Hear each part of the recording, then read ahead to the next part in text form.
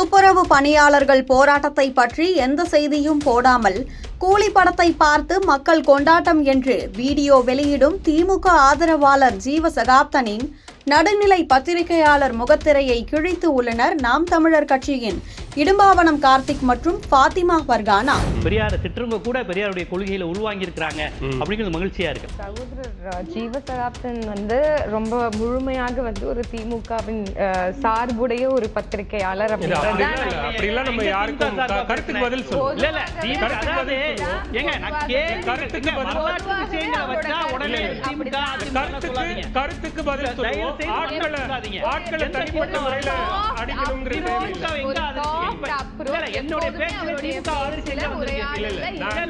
தன்னை ஒரு திமுக ஆதரவாளர் என்று சொன்னதை தாங்கிக் கொள்ள முடியாமல் கத்தி கூப்பாடு போடும் ஜீவசகாப்தனின் திமுக ஆதரவு நிலைப்பாட்டை பலமுறை சமூக வலைதளங்களில் தோலுரித்து காட்டியவர் இடும்பாவனம் கார்த்திக்.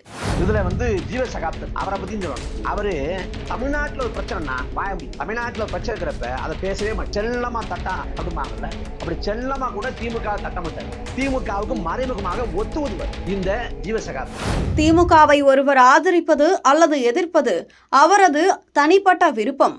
ஆனால் தங்களை பத்திரிகையாளர்கள் என்றும் செய்தியாளர்கள் என்றும் அறிமுகப்படுத்திக் கொண்டு தனிப்பட்ட ஒரு கட்சிக்கு வேலை பார்ப்பது மிகப்பெரிய அவலம்.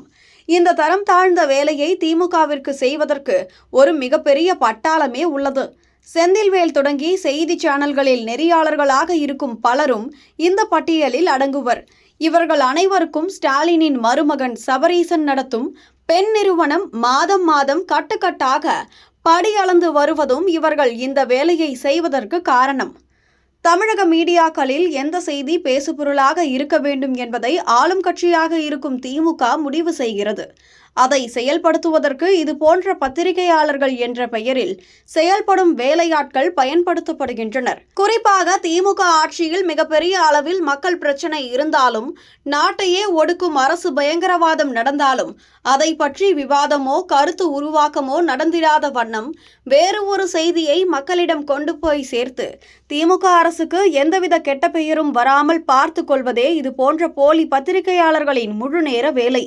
இதற்கு ஒரு சிறந்த உதாரணமாக கடந்த ஜூன் மாத இறுதியில் அரங்கேறிய அரச பயங்கரவாதமான அஜித்குமாரின் கொலை வழக்கை எடுத்துக் கொள்ளலாம். அஜித்குமாருக்கு நீதி கிடைப்பதற்கும் காவல்துறையின் கொடூர தாக்குதலை கண்டித்தும் முதலமைச்சர் ஸ்டாலினுக்கு எதிராக செய்தி வெளியிடாமல் அதிமுக பாஜக கூட்டணியில் பிளவு ஏற்படுகிறதா என்றும் தமிழக வெற்றிக் கழகத்தின் அரசியல் பயணம் குறித்தும் விவாத நிகழ்ச்சிகளை நடத்தி திசை திருப்பும் வேலையை செய்து வருபவர்கள் தான் இவர்கள். தமிழக மக்கள் தான் இது போன்ற நபர்களிடம் எச்சரிக்கையாக இருந்து உண்மை செய்திகளை தேடி தெரிந்து கொள்ள வேண்டும்.